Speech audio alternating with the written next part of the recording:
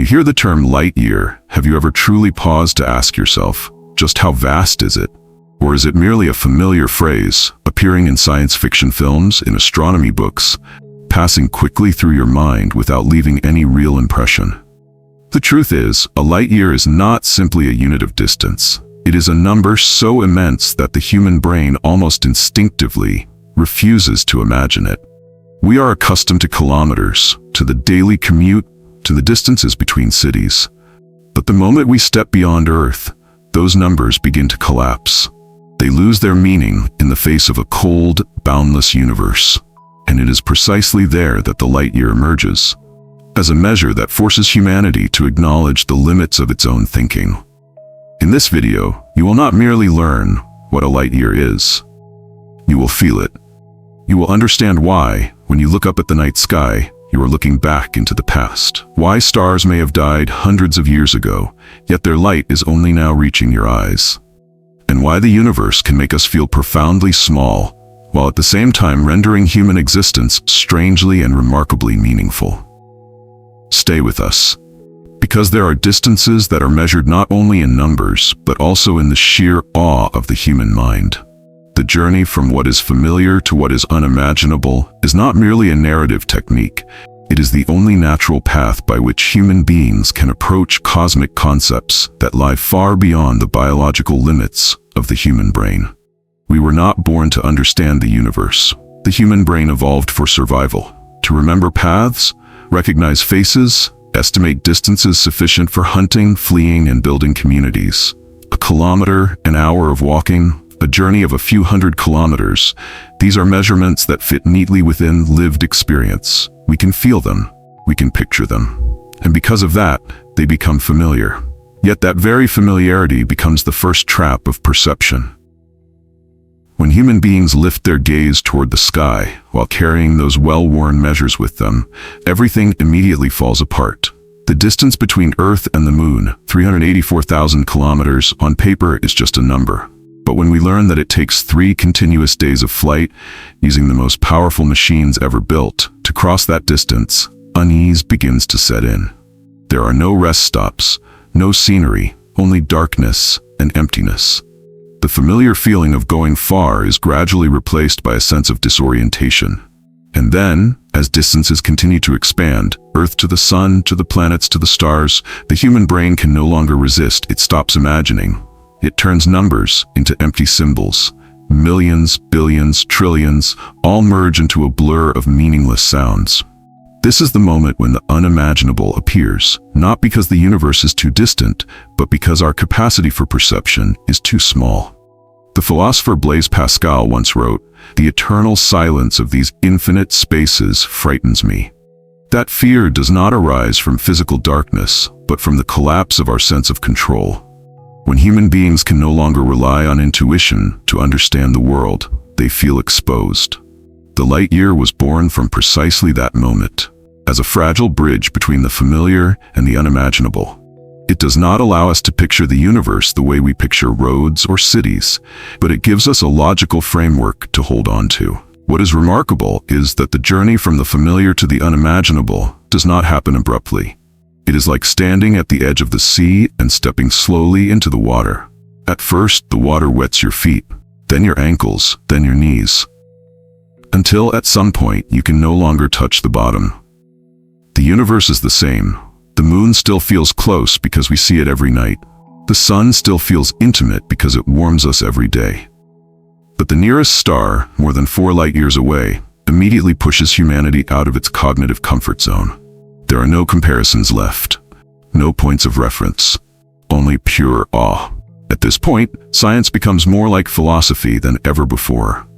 It is no longer merely about measurement, but about confrontation, confronting the truth that human beings are not the center, confronting the fact that light, the fastest thing in the universe, still requires time.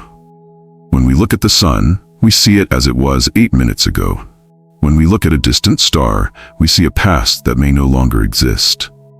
The physicist Richard Feynman once said, "I think it's much more interesting to live not knowing than to have answers which might be wrong."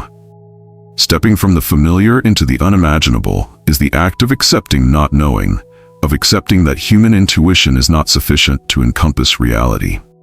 What gives this journey its emotional power is that it does not diminish humanity, it redefines it. When we realize that we cannot imagine the universe, we also recognize something even more astonishing. We still try to understand it. We create concepts, models, mathematical languages, and units like the light year not to tame the universe, but to coexist with our sense of awe. From the familiar to the unimaginable, therefore, is not a leap. It is a process of dissolving the cognitive ego. Every step farther from Earth makes us less certain, but also more humble. And it is precisely that humility that opens the door to a new kind of freedom. The freedom to see ourselves as a small part of an immense picture. Albert Einstein once wrote, "The most beautiful thing we can experience is the mysterious." The unimaginable is not the enemy of thought. It is a boundary that reminds us the universe is always larger than what we can grasp. And perhaps that is why beginning with the familiar is essential. Not to cling to safety, but so that when we fall into the realm of the unimaginable, there remains a thin thread connecting us to our humanity. Because in the end, the journey of exploring the universe is not a journey away from humanity. It is a journey toward a deeper understanding of our own place. And the moment when the human brain seems to break before a light year is not a failure of intelligence, but a sign that we have reached the right boundary, where science, philosophy, and human emotion meet in silence.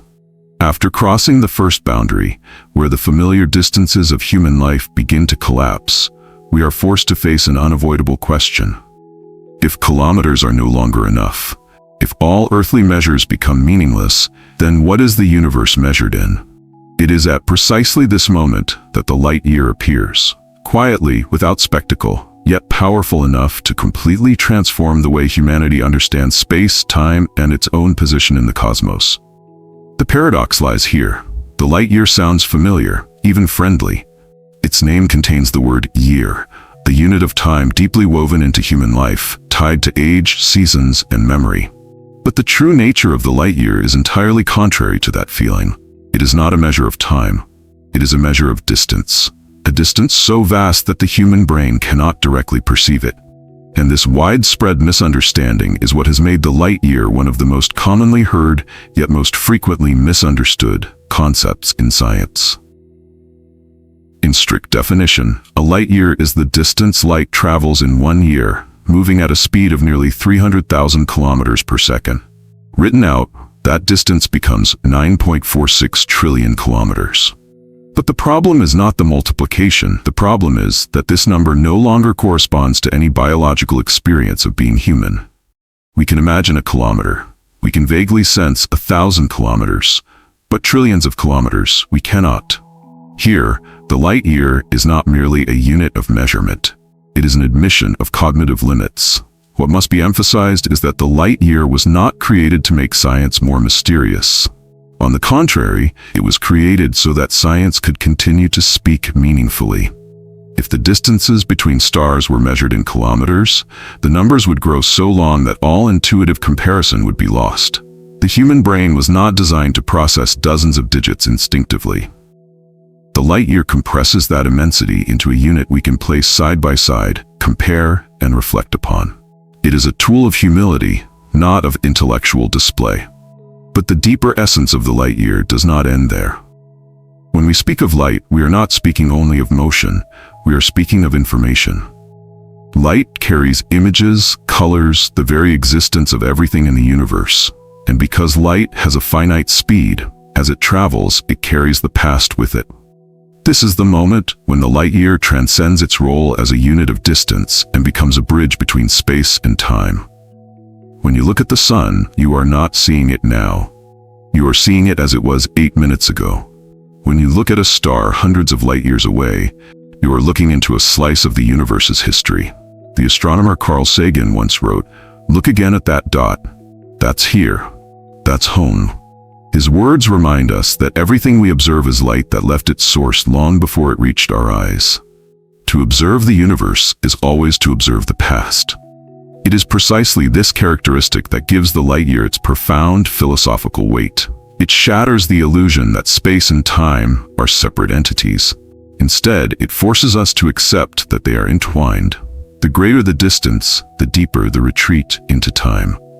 When we look at a distant celestial body, the question is no longer only, where is it? But also, when does it belong to? And in some cases, the answer to the second question becomes more unsettling than the first.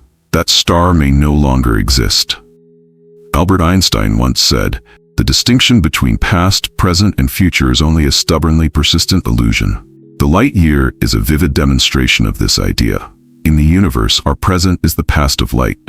Every point of light in the night sky is an ancient message, traveling across years, centuries, even millions of years to reach Earth.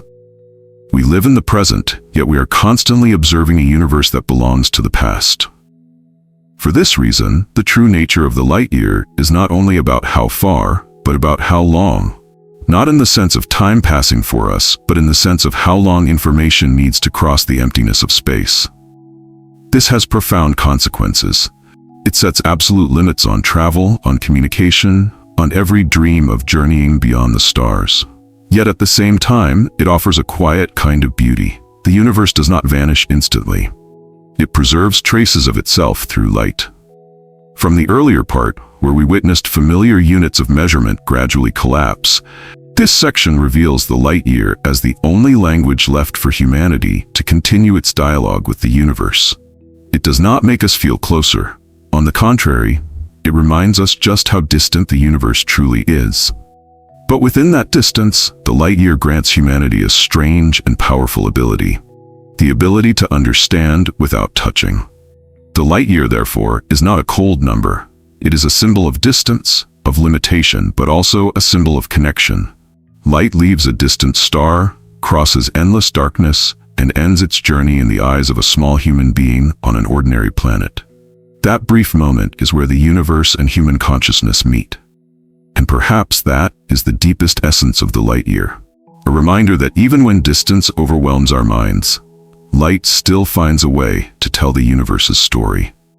After understanding what a light year is and why humanity was compelled to create it to measure the universe, we might think we have grasped a purely technical concept. Yet it is precisely at this moment that the light year begins to reveal a deeper nature. It is not merely an answer to the problem of distance. It is a doorway to a startling realization. In the universe, space and time are not separate at all. And the key to that doorway is light. Light is the only thing that allows us to see the universe. Without light, every star and every galaxy would sink into absolute silence. But light does not move infinitely.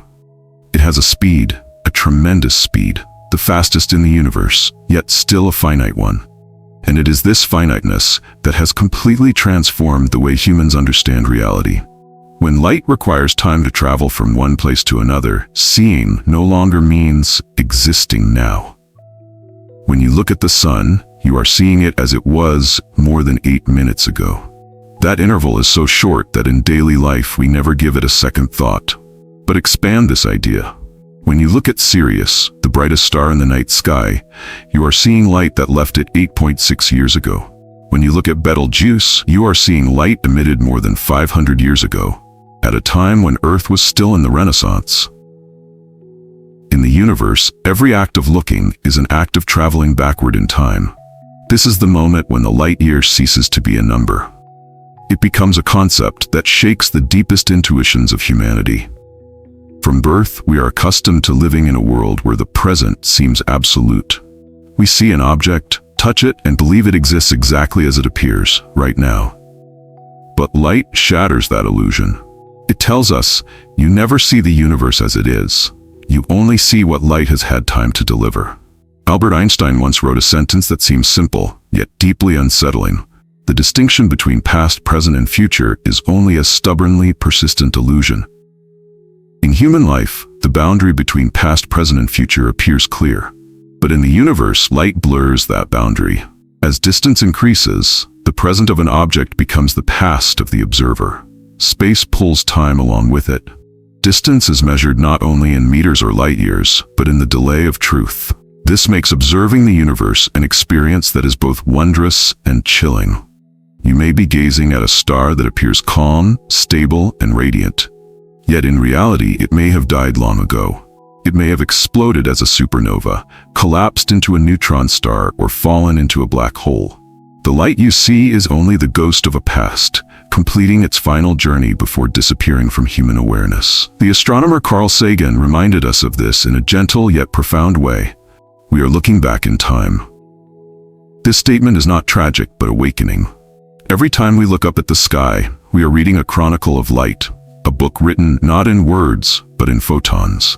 Its pages are not arranged by Earth's timeline, but by distance and space. From here, light becomes the thread that binds space and time into a single reality. One cannot speak of where without also speaking of when. One cannot ask, how far away is that star, without also asking, how long has its light been traveling?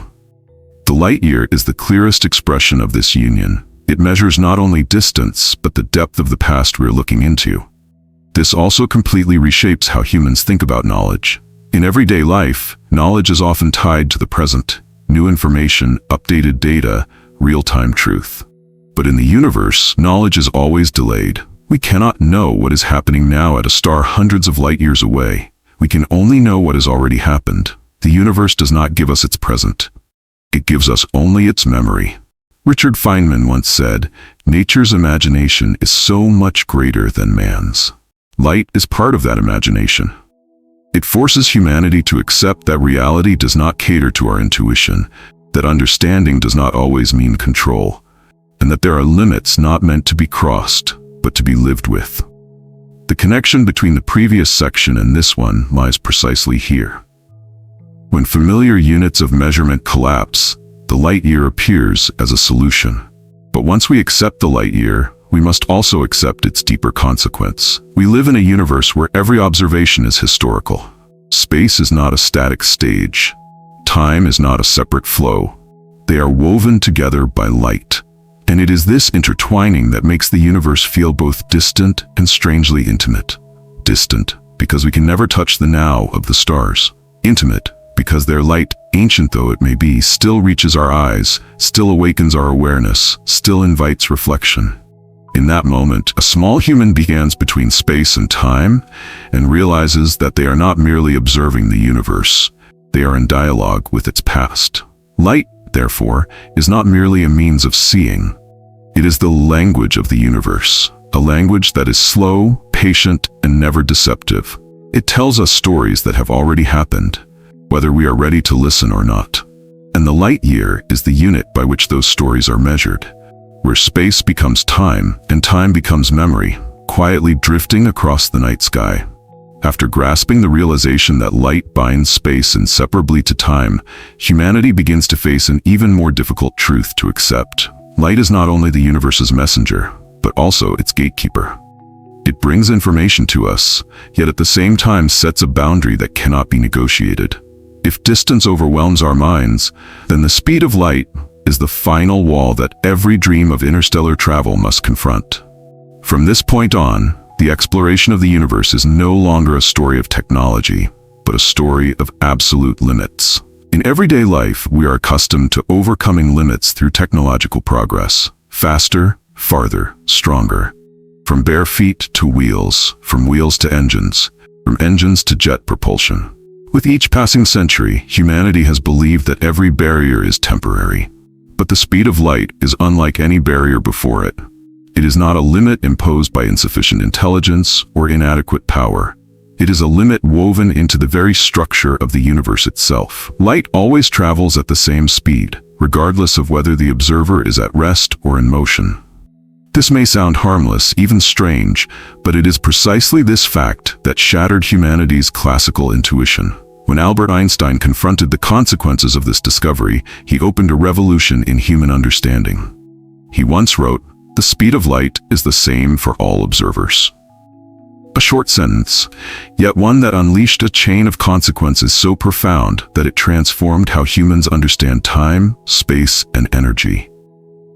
As an object approaches the speed of light, its time begins to slow down. Distances along the direction of motion begin to contract. Its effective mass increases, making further acceleration increasingly difficult. And as the speed approaches that of light, the energy required to increase it even slightly tends toward infinity. This is not philosophical speculation. It is the cold mathematical outcome of relativity, confirmed by countless real experiments. The speed of light, therefore, is not merely fast. It is a limit that matter cannot surpass. Einstein once expressed this idea with a profoundly philosophical image. Nothing can travel faster than light. Yet behind this seemingly obvious statement lies a shock to human ambition. For it says this: there are no shortcuts, no stronger engines, no technological leap powerful enough to break this barrier, as long as we exist in the same universe governed by the same physical laws. The connection between the previous section and this one arises quite naturally. When light binds space to time, the speed of light becomes the ultimate measure of all cause and effect relationships. Every event requires time to influence another. All information must travel via light or equivalent forms of radiation. Nothing can outrun light to deliver news in advance. Nothing can rise above it to disrupt the order of the universe. If that were possible, causes could arrive after effects, and the entire logic of reality would collapse. For this reason, the speed of light not only preserves the physical structure of the universe, but also safeguards the consistency of time itself. The physicist Stephen Hawking once wrote, "The speed of light sets the ultimate speed limit in the universe." This limit is not meant to hinder humanity, but to ensure that the universe remains a story with a beginning, a progression, and an end that can still be understood.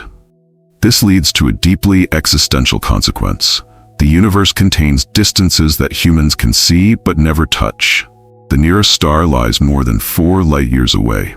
Even if we could travel at nearly the speed of light, something almost inconceivable for matter, the journey would still take many years, and with current technology, it would last thousands.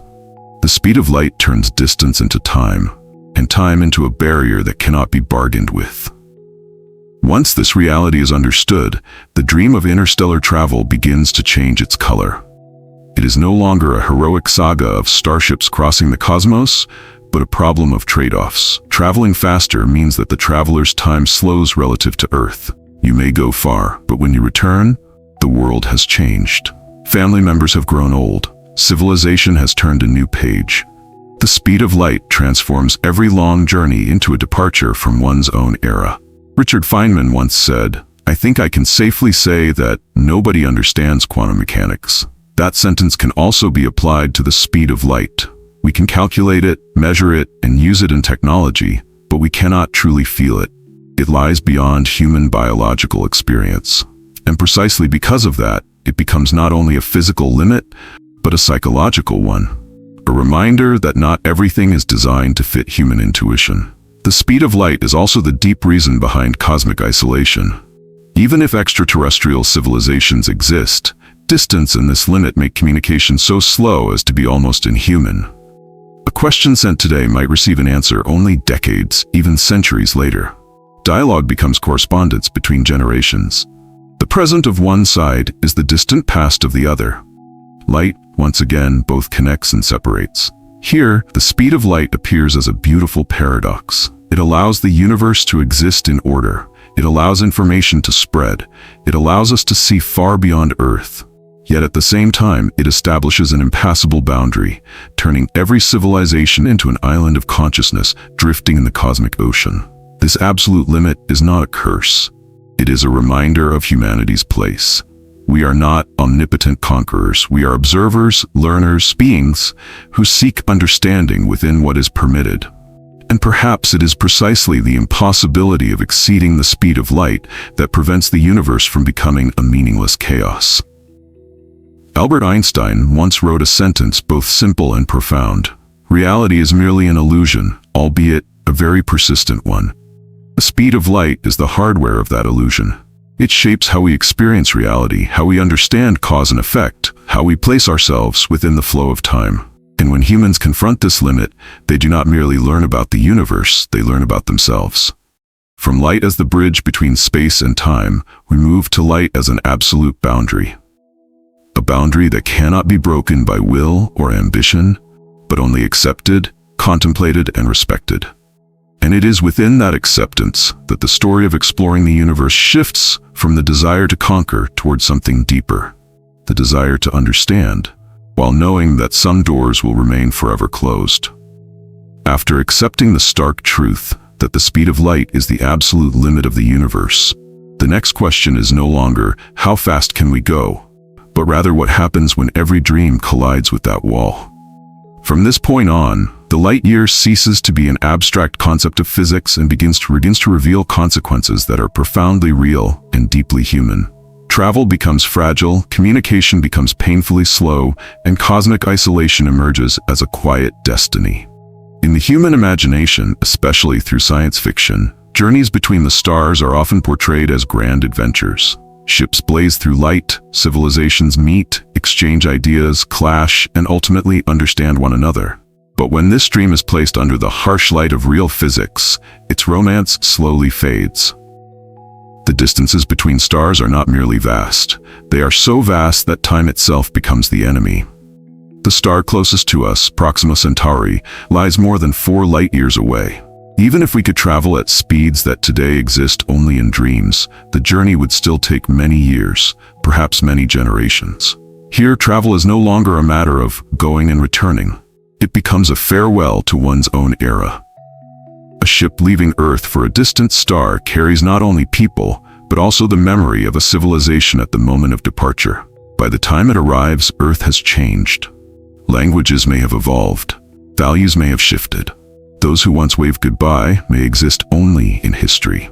Interstellar travel, therefore, is not merely crossing space, it is stepping out of humanity's shared timeline. Stephen Hawking once wrote, "We are all now connected by the internet, like neurons in a giant brain." This is true within the bounds of Earth, where distance is compressed by the speed of light. But on a cosmic scale, that very light turns connection into agonizing delay. Communication between stars is not conversation. It is correspondence across centuries. A message sent today arrives years later. A reply, if it comes at all, requires just as long to return. Dialogue becomes a prolonged monologue spanning generations. This fundamentally alters the meaning of communication. On Earth, we are accustomed to instant feedback. Messages are answered in seconds. Calls connect immediately. But in the universe, there is no right now. There is only what once was and what may arrive. Carl Sagan emphasized this with a simple yet profound remark.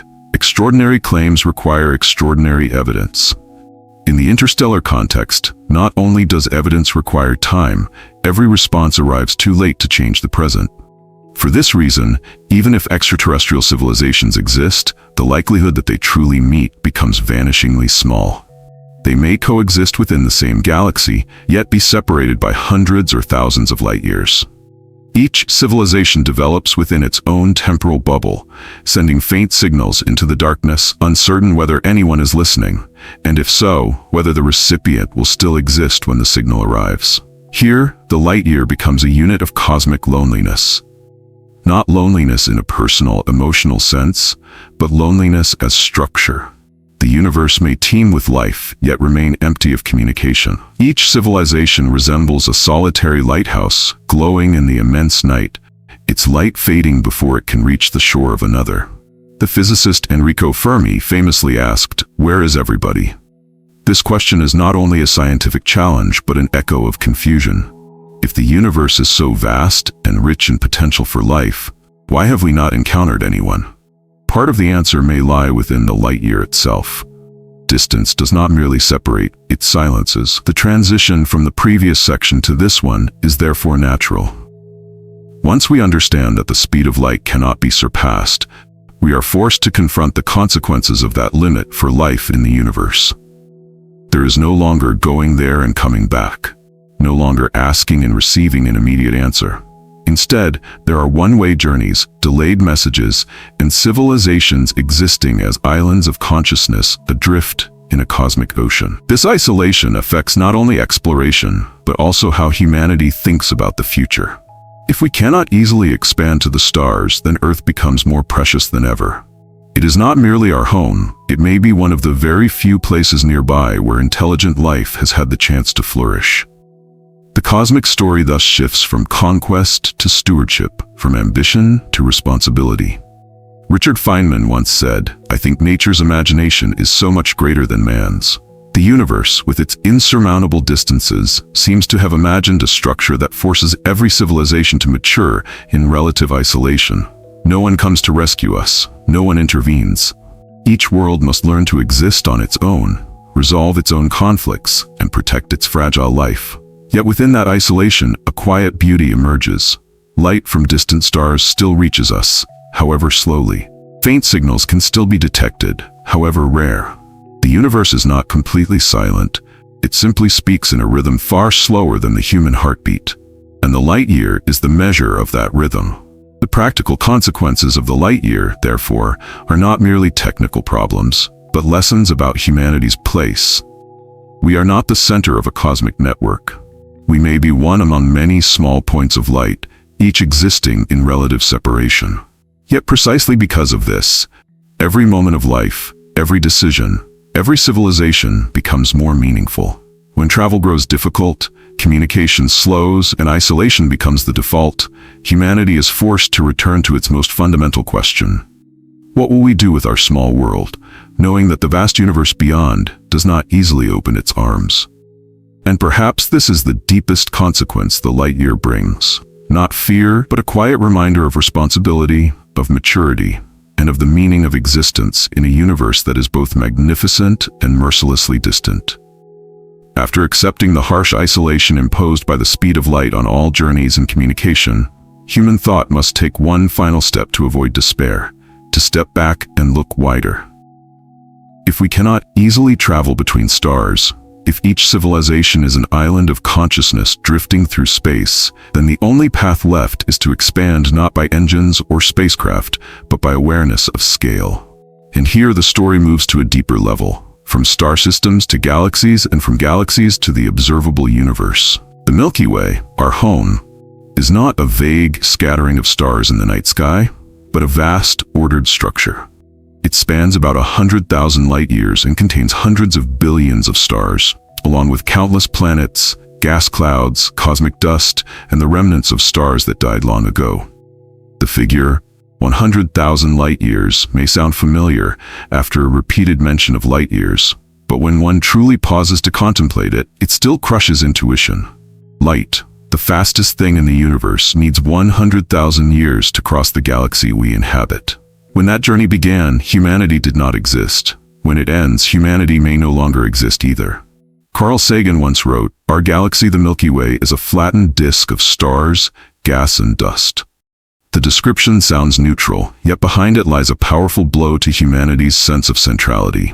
Earth does not sit at the center of the Milky Way. The Sun is merely an average star, located on the outskirts of a spiral arm, about 26,000 light-years from the galactic center. We occupy no privileged vantage point. There is no favored position reserved for humanity, only a small point orbiting an even smaller point within an immense structure that is itself entirely ordinary. And just as humanity begins to accept its smallness within the Milky Way, the universe opens yet another, more ruthless scale. The Milky Way is not everything.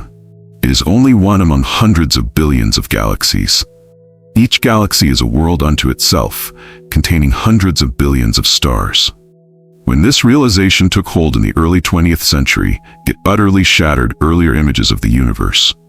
Edwin Hubble, by demonstrating that spiral nebulae were in fact independent galaxies far beyond the Milky Way, inadvertently pushed humanity farther from the center of the universe than any discovery before him. Albert Einstein once exclaimed with awe, "The most incomprehensible thing about the universe is that it is comprehensible." It is precisely this comprehensibility that deepens the shock. The more we understand, the more we realize that our position is not special. Space does not revolve around us. We are merely observers, standing in a tiny corner of an almost infinite stage. Yet even this picture of hundreds of billions of galaxies is not the whole universe. Everything we can see, measure, and infer lies within what is called the observable universe. This region has a diameter of about 93 billion light-years. The number seems paradoxical, since the universe itself is only about 13.8 billion years old. How then can it be so vast? The answer lies in an even more unsettling truth. Space is expanding. As light travels, the space it moves through is stretched. Galaxies are not simply moving apart, the very gaps between them are growing over time. This leads to a haunting concept, the cosmic horizon. There are regions of space whose light will never reach Earth, no matter how long we wait, not because light is too slow, but because space itself expands faster than light can cross it. Stephen Hawking once wrote, "The universe doesn't allow perfection." The observable universe is a clear demonstration of this. Human knowledge always has boundaries. There are parts of reality forever hidden, not because of insufficient technology, but because of the deep structure of space-time itself. We live within an observational bubble where light has had time to arrive. Everything beyond that bubble exists without ever being known. The transition from the previous section to this one is therefore seamless. When travel is limited and communication slows, humanity must seek meaning not in going farther, but in understanding more deeply. Expanding the scale of awareness is the only way to place the isolation of civilizations into proper context. We are not abandoned. We live in a universe so vast that instantaneous connection is an impossible luxury. Richard Feynman once said, "I think nature's imagination is so much greater than man's." When we look at the structure of the universe, galaxies forming clusters, clusters linking into superclusters, and superclusters arranged along enormous filaments surrounding vast cosmic voids, we are forced to admit that nature's imagination surpasses all science fiction. The universe is not only large, it is organized in ways we are only beginning to understand.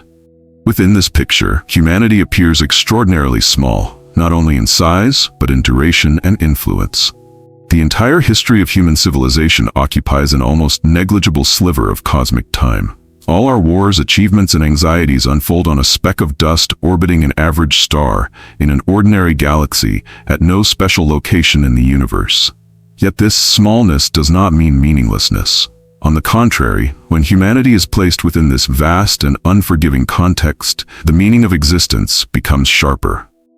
If we can understand the universe at this scale, if we can ask questions that transcend individual lives, then human consciousness itself is something extraordinary. Expanding scale from the Milky Way to the observable universe is not meant to drive humanity to despair. It is meant to place us where we truly belong, in a position of humility, clarity, and responsibility. For if we are only a tiny speck in the cosmic ocean, then the life, knowledge, and awareness we possess are not guaranteed. They are rare opportunities. And perhaps this is the deepest message the universe sends to humanity through the immense numbers of the light year. We are small, but understanding that smallness is itself a remarkable achievement. After completing the full journey of understanding, from the familiar distances of everyday life, through the light year, through the limit imposed by the speed of light, the isolation between civilizations, and finally to the immense scale of galaxies and the observable universe, the story is compelled to close at a point that no longer belongs to physics alone. Here, there are no numbers large enough to overwhelm us further, no diagrams left to expand. What remains is the human being standing before the universe, confronting oneself. And it is at this moment that the light year ceases to be a unit of measurement and becomes a philosophical and humanistic symbol. The most beautiful paradox of this entire journey lies here. Human beings are extraordinarily small, yet capable of understanding that very smallness. On the cosmic scale, we are a species that lives for a few decades on a planet orbiting an ordinary star, in a galaxy with nothing particularly special about it. The whole of human history is only a fragile instant within a timeline of billions of years. And yet, this small creature can measure the distances between stars, comprehend the expansion of space, and ask questions about regions of the universe that light will never reach. This is not something to be taken for granted. It is a paradox that borders on the metaphysical. Carl Sagan once wrote a line that has become iconic: "We are made of star stuff." But he did not stop there. Beneath that statement lies a deeper idea. We are not only star stuff, but star stuff that can think. The atoms in the human body were forged in the cores of stars that died billions of years ago. Matter that was once light, once energy, once drifted through vast space, ultimately gathered to form a consciousness capable of looking back at the universe that gave birth to it. In the entire cosmic picture, this may be one of the strangest facts of all. The bridge between scientific understanding and philosophical conclusion lies precisely here. When we understand what a light year is, understand that light carries the past. Understand that the speed of light is an insurmountable boundary. Understand that civilizations may be isolated by thousands of light years. And understand that the observable universe is only a small bubble within an even larger reality. Then the question is no longer, how big is the universe? But, what is our meaning within that vastness? Albert Einstein once wrote, "A human being is a part of the whole, called by us universe." This sentence offers no cheap consolation. It does not claim that humans are important because the universe needs us. On the contrary, it emphasizes that we are only a very small part of an immense whole. Yet being a part carries responsibility. The responsibility to understand, to preserve, and not to damage the small portion of reality we inhabit. In this context, cosmic loneliness is no longer merely a sadness. It becomes an ethical reminder. If civilizations are separated by light years, if communication is slow and fragile, then every world that harbors life becomes a precious oasis. Earth is not only home in an emotional sense. It may be one of very few places in our cosmic neighborhood where consciousness has had the chance to exist and flourish. Viewed on a cosmic scale, protecting this planet is no longer a political or economic choice. It becomes a responsibility of universal significance. Stephen Hawking once warned, "The greatest enemy of knowledge is not ignorance, it is the illusion of knowledge." At its deepest level, the light year is an antidote to that illusion. It forces humanity to acknowledge that there are limits we cannot cross, regions of space we cannot reach, and questions we cannot fully answer. But rather than rendering knowledge meaningless, this acknowledgement makes knowledge more humble, more careful, and more humane. At this final point, the light year is no longer 9.46 trillion kilometers. It becomes a symbolic distance between the individual ego and cosmic reality. When a person confronts such immense numbers, the small anxieties of daily life, success and failure, conflict and rivalry, suddenly lose some of their absolute weight. Not because they do not matter, but because they are not everything. The universe does not deny human joy or suffering. It places them within a larger context where all things are temporary. Richard Feynman once said, "I think it is much more interesting to live not knowing than to have answers which might be wrong." His words sound like a perfect closing to the journey of the light year. For understanding the universe does not mean conquering it. To understand the universe is to accept that we always stand before the unknown, and it is precisely this unknown that gives rise to curiosity, creativity, and humility. Though lonely among light years, humanity is not entirely lost. We are connected to the universe by light, photons that have traveled millions or billions of years to reach our eyes. Each time we look up at the night sky, we are touching the deep history of the cosmos. And in that moment, humans are no longer small creatures fearful of the darkness, but beings capable of listening to the universe's story. The deepest humanistic message of the light year, therefore, is not despair, but responsibility and meaning. Responsibility toward Earth, where fragile life exists. Responsibility toward knowledge, which allows us to understand our place. And responsibility toward the future, because in a universe vast enough to do without us, the fact that we still exist, still think, still ask questions is already a miracle. At this closing point, the light year no longer overwhelms the brain with numbers. It expands the mind with a simple yet profound truth: we are small. But recognizing that smallness is itself a sign of intelligence. And perhaps in the vast universe beyond, there is nothing more human than a being who knows it is made of stardust, yet still chooses to live with meaning, responsibility, and respect for the life that brought it into being.